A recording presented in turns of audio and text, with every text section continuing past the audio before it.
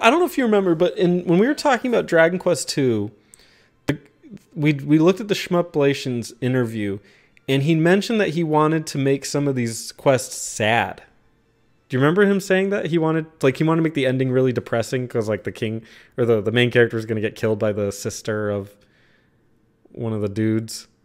He wanted it to be like a tragedy, you Yeah. know, like in the sense that there was like some humanity to it, and they just never quite hit that like balance into. But I remember. Yeah. Well, I found that interesting because that horrible ending would have been so dumb and so Yeah. so out of place and so horrible.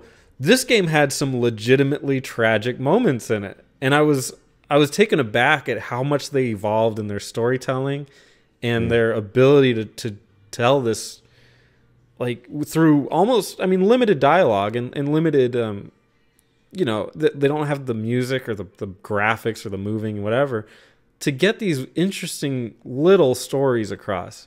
And I'm thinking of two in particular, and I'll just mention them and ask you what you think of them. It's the dwarf, or no, sorry, the man and the female elf, who would commit suicide because they weren't allowed to be together.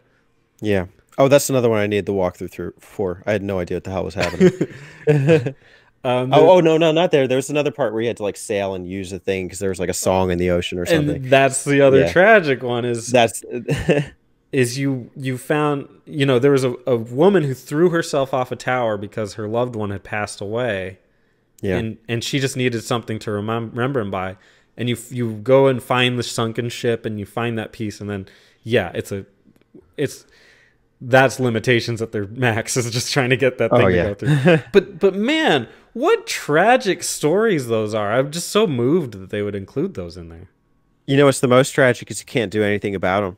Like, you can go to the grave and you can go put their souls at ease, but then the elf queen won't even like, there's nothing you can do in that town. There's like a little merchant in that little elven town. You can't even talk to them. They're like, we don't deal with humans. Even after you've like, put the lady's daughter to rest. Yeah. Oh, and the town that freezes over into stone, that's so beautiful. Like, you go in there and like the music is literally slowed down. Yeah. Everything's quiet. Everyone's frozen in place. It's like a picture that you can walk through. It's so Is that the one bizarre. where they're asleep? Yeah, I think it's the village of Knoll or something. Like, yeah, exactly. And they're all put to sleep just endlessly. Mm-hmm. Yeah, wow. Like, you just see the tragedy and that's what a tragedy is.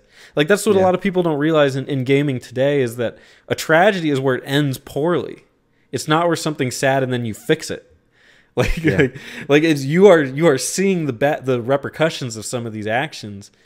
And that's what it is. You move along with your quest. I mean, you wake them up, but it doesn't necessarily make anything better.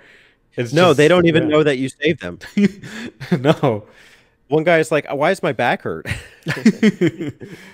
But there are some even cool moments in there. There's a lady upstairs in the house that says, yeah, it was just yesterday I saw Ortega. Right. Yeah, and you follow his quest. I mean, and even that, I mean, we could talk about that. That is part of the tragedy of the whole thing, is you're on a quest to find your dad, and when you find him, you do find him, and then he's dead. Oh my goodness. That one, I wanted that to hit me harder than it did. It didn't really hit me. We could talk about that, but do you want to get there first? Yeah. That's okay. That's a little further down the road, but my God, I didn't even think about that being part of it, because it didn't hit me necessarily either. But